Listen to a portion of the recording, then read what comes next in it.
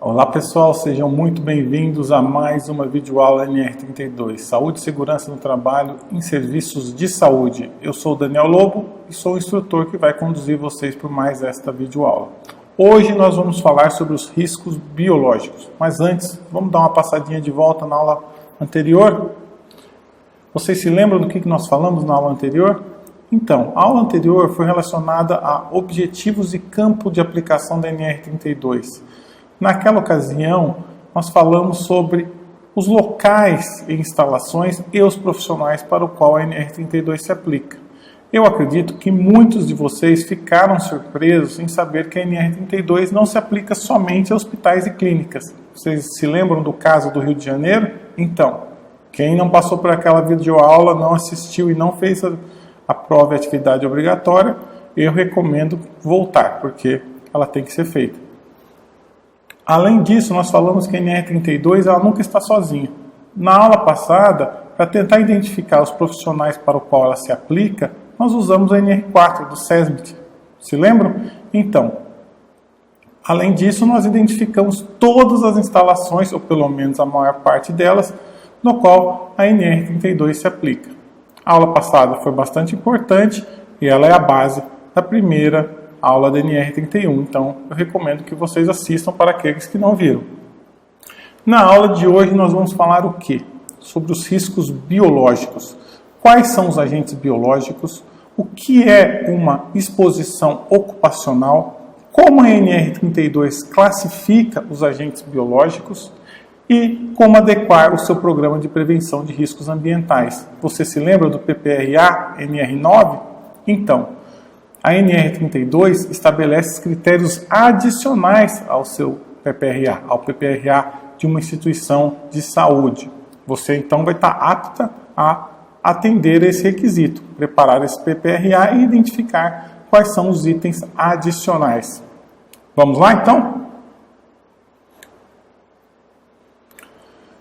Dos riscos biológicos. Então, sempre que você vir esses numerozinhos, 32.2.1 e os outros, significa que a gente está tratando da norma especificamente, certo? Então, sempre que tiver esse número, eu simplesmente copiei e colei o que a norma diz. E a partir daí a gente faz as interpretações e a identificação nos próximos slides. Mas vamos ler na íntegra o que ela fala nesse item. O item é o 32.2 dos riscos biológicos e no item 32.2.1 fala: para fins de aplicação desta norma regulamentadora, considera-se risco biológico a probabilidade da exposição ocupacional a agentes biológicos, certo?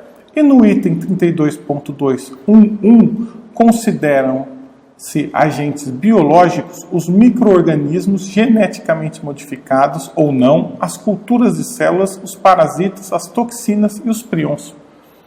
Você percebe que aqui nesse slide, com esses dois itens, eu grifei algumas palavras. Por quê? Porque elas são importantes para que nós possamos entender esses dois itens. Então, eu grifei risco biológico, a probabilidade da exposição ocupacional. Nós vamos falar um pouco mais sobre isso. Micro-organismos. O que são micro-organismos? Vírus, bactérias, protozoários, fungos, algas e outros. Culturas de células. Culturas de células, elas servem para elaborar vacinas ou outras terapias, por exemplo, para as pessoas queimadas. E existem risco da transfecção, que é uma espécie de uma contaminação, uma infecção com o material genético dessas células. O que são parasitas? São organismos que habitam outros seres e deles dependem. Por exemplo, a tênia ou a solitária. Toxinas são substâncias de origem animal, origem biológica, que podem levar a uma contaminação do ser humano. Um exemplo é o botulismo. Vocês conhecem a toxina botulínica, que é muito utilizada em rugas, essas coisas, mas em alimentos ela pode causar uma infecção e uma contaminação, muitas vezes letal. E ela pode contaminar até uma pessoa que trabalha no serviço de saúde, por exemplo. E os prions, você se lembra do caso da vaca louca? Então, os prions são proteínas infectantes, elas não têm carga genética, mas elas podem levar a uma contaminação. O caso da vaca louca, por exemplo, levou à contaminação de pessoas na Europa.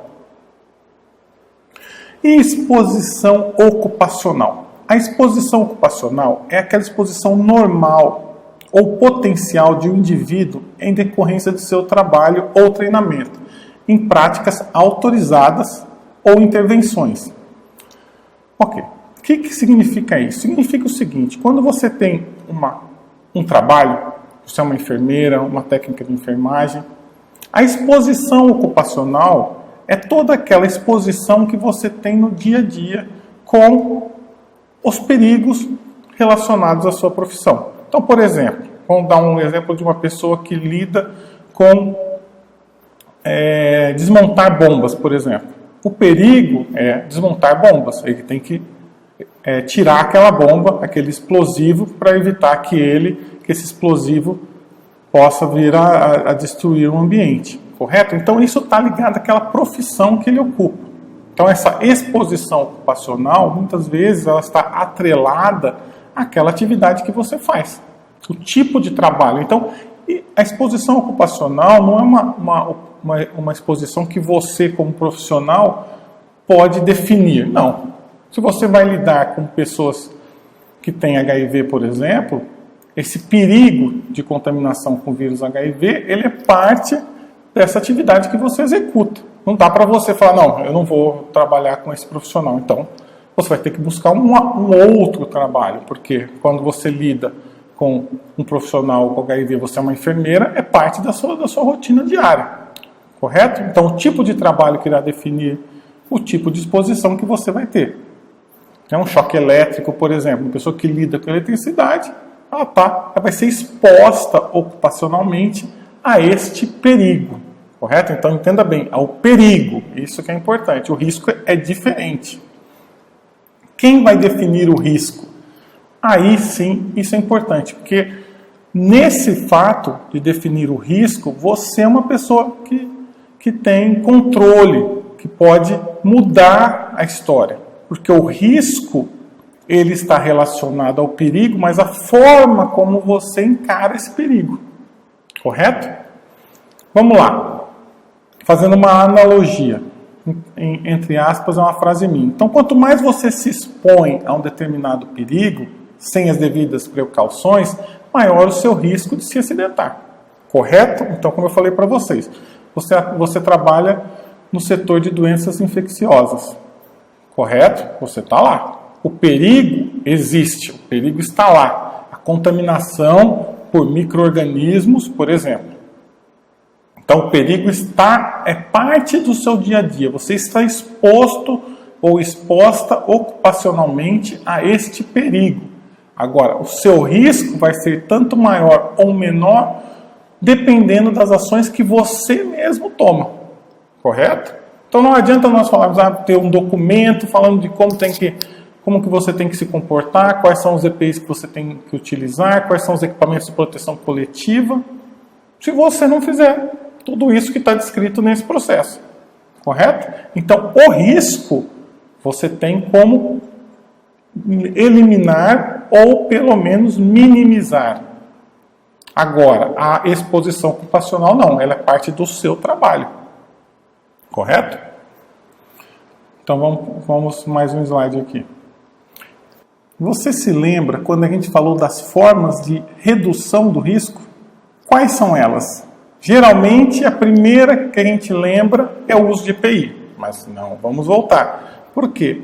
A primeira delas é a eliminação do perigo. Então, se houver uma forma de eliminar o perigo, essa é a melhor forma de você eliminar o risco. Sem o perigo, você não vai ter exposição àquele agente, correto? Mas em muitos casos, ele está completamente atrelado à atividade que vocês vão executar. Então, por exemplo, você cuida de uma ala de pessoas com infecção, correto? Que você pode eventualmente se contaminar. É parte da sua exposição ocupacional a esse agente biológico. Dá para eliminar o perigo ali? Muito difícil, porque, ou vamos dizer assim, praticamente Não dá, porque você está lidando com essas pessoas, a menos que você tirasse essas pessoas e esse hospital resolvesse não ter mais essa ala, correto? Mais um, aí não sei no hospital. Então, eliminar o perigo nesse caso não existe, não dá. Dá para você usar equipamentos de proteção coletiva? Em alguns casos dá, não para esse caso específico de infecções, quando lidar com pacientes diretamente. Mas vocês vão perceber, por exemplo, quando você trabalha com culturas celulares, ou vacinas, ou em ambiente de laboratório, existem equipamentos de proteção coletiva, correto? Então, em último caso, se você não conseguiu eliminar o perigo, não identificou equipamentos de proteção coletiva, então sim, a paramentação, ou seja, o uso de vestes especiais próprias para o ambiente de trabalho, no caso o EPI, vai ajudar você a eliminar esse risco, correto? Ou minimizar, nem sempre eliminar, mas minimizar o risco. Vamos lá, voltando para a NR32, agora falando de classificação dos agentes biológicos. Então, a NR4, ela divide em 4 os agentes biológicos, a forma de classificá-los, conforme nós vamos ver. Classe de risco 1, ou seja, baixo risco individual para o trabalhador, ou seja, para auxiliar de enfermagem, técnico de enfermagem, a enfermeira. Então, é um baixo risco individual, com baixa probabilidade de causar doença ao ser humano. O de risco 2 é um risco individual moderado para o trabalhador, com baixa probabilidade de disseminação para a coletividade, podem causar doença ao ser humano, mas existem meios eficazes de profilaxia ou tratamento. E na classe de risco 3? O risco individual é elevado para aquele trabalhador, com a probabilidade de disseminação para a coletividade, ou seja, ele pode se espalhar para o ambiente coletivo. Aquele trabalhador que se contamina com esse agente biológico, ele pode não só se contaminar, mas existe uma grande probabilidade de levar isso para fora.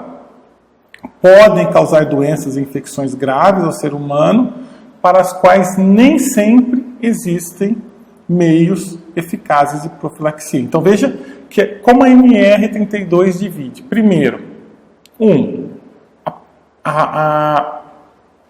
se a probabilidade de contaminação do trabalhador é baixa, média ou alta. Segundo ponto de divisão, se ela tem potencial de contaminar o coletivo, outras pessoas que não tiveram acesso a essa área contaminada, correto? Ou seja, o operador vai lá, o trabalhador faz um procedimento, se contamina e leva isso para a coletividade, para outros, terceiro, para a sua casa, por exemplo. E o outro ponto dela identificar é com relação à gravidade dessa doença e se existem formas de profilaxia. Então, nós passamos do 1 até o 3, ou seja, do mais simples e menos complexo até o 3 com uma complexidade maior e, finalmente, o 4, cujo risco individual é elevado para o trabalhador, ou seja, aquela pessoa que está trabalhando, que está lidando com esse agente, com alta probabilidade de disseminação para a coletividade e apresenta um alto poder de transmissibilidade, ou seja, de passar isso para outros indivíduos ou a coletividade, podendo causar doenças graves ao ser humano e, infelizmente, com baixos meios eficazes de profilaxia ou tratamento. Ou seja, então, a classe de risco 4, isso que é importante vocês entenderem. No PPRA ou no PCMSO, que são os documentos oficiais de segurança do trabalho, ele deve considerar esses 4 riscos por estabelecimento, por áreas de trabalho. Então é diferente o que você vai precisar usar no ambiente classe 1, com os riscos de classe 1, com os classe 4, por exemplo. Você vê que a paramentação vai ser diferente, os procedimentos de emergência são diferentes, então muda tudo, correto? Então, aqui ainda nessa etapa, vocês não vão ter acesso a quais são os micro-organismos que são classe 1, classe 2, classe 3 ou classe 4. Mas tenha isso em mente que a gente vai voltar mais tarde. Agora, nós vamos falar sobre o PPRA, Programa de Prevenção de Riscos Ambientais. O item é 32.2.2 e ele fala sobre o PPRA, correto? Mas antes eu queria que vocês vissem um vídeo para vocês refrescarem a memória sobre o que é o PPRA da NR9. A gente volta daqui a pouco.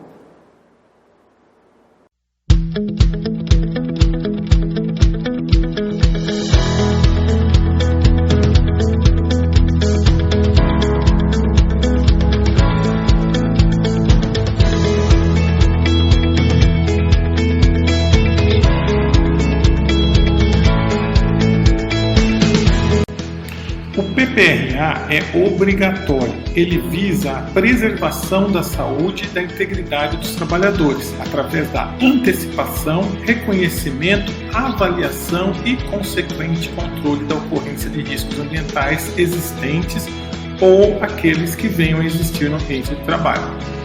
O PPRA deve ser desenvolvido no âmbito de cada estabelecimento da empresa, sob a responsabilidade do empregador, mas com ampla participação dos trabalhadores.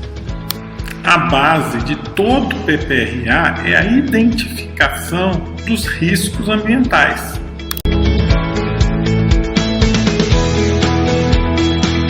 Espera um pouquinho, Camilinho, que eu já te explico. O que você está fazendo aí embaixo, Camilinho? Então, de acordo com a NR9, que estabelece os requisitos para a elaboração do PPRA, riscos ambientais são todos aqueles agentes físicos, biológicos e químicos que, de acordo com a exposição do trabalhador a esses agentes, pode causar um dano à sua saúde. Vamos ver mais?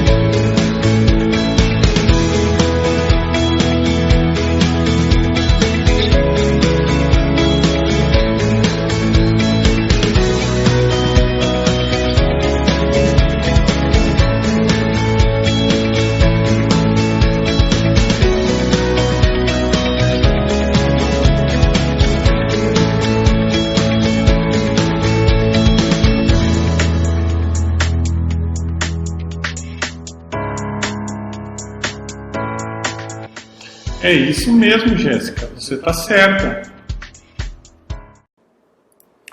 Então, pessoal, eu acho muito importante essa dica da nossa amiguinha Jéssica. Agora, vocês estão virando um especialista em saúde e segurança do trabalho, através da NR32, em serviços de saúde, na especialidade de vocês. Então, o PPRA, como o PCMSO, são os documentos base de toda a gestão da saúde e segurança no trabalho. O que vocês precisarem, que seja incluído, excluído, as instalações alteradas, novos EPIs, vocês precisam que esse documento, o PPRA e o PCMSO, sejam alterados. É lógico que na empresa de vocês, talvez não sejam vocês que vão alterar ou modificar esse documento. Mas a partir do momento que vocês conhecem esse documento, sabem como ele funciona, é muito mais fácil você solicitar essa alteração, seja pelo pessoal da CIPA, que é a Comissão Interna de Prevenção de Acidentes, como para o SESMIT, o Serviço Especializado em Segurança do Trabalho e Medicina, correto? Então, esse é um dos motivos que é muito importante a gente ter um conhecimento bastante aprofundado e estruturado do PPRA e do PCMSO, além do que ela abre uma perspectiva de novas oportunidades para vocês. Veja, no meu caso, a segurança do trabalho me abriu um novo horizonte de trabalho. Eu sou engenheiro. A partir do momento que eu me formei em engenharia de segurança do trabalho, isso me permitiu a dar cursos, por exemplo, da NR32 e criar esse curso que vocês estão participando. E isso vai acontecer também com vocês. A partir do momento que vocês têm um certificado de uma NR32, uma conclusão de curso, vocês estão aptos, por exemplo, a participar da equipe de implantação, definição e elaboração de um PPRA e de um PCMSO. Ok? Então vamos dar continuidade. Então, pessoal, gostaram da aula de hoje? Veja, já passaram dos 20 minutos e eu havia prometido para vocês que nossos vídeos não iriam passar dos 20, 25 minutos. Então, vamos fechar por hoje? Hoje, vocês aprenderam os riscos biológicos. Quais são os agentes biológicos? O que é uma exposição ocupacional? Quais as classificações dos agentes biológicos de acordo com a NR32? E aprenderam um pouco sobre o PPRA, utilizando a NR9 como base. Na próxima aula, você vai aprender o que a NR32 estabelece de adicional ao PPRA, o que é muito importante. Nesse curso NR32, vocês vão perceber que a NR estabelece requisitos adicionais. Quais são eles? Nós vamos ver na próxima aula. E que tal, na próxima aula, a gente virar um auditor do trabalho por um dia? O que vocês acham? Vamos analisar um PPRA de verdade, aprender a avaliar se esse está de acordo com a NR32 e o que fazer em caso de não conformidade. Então, espero vocês na próxima aula. Espero que tenham gostado e até a próxima.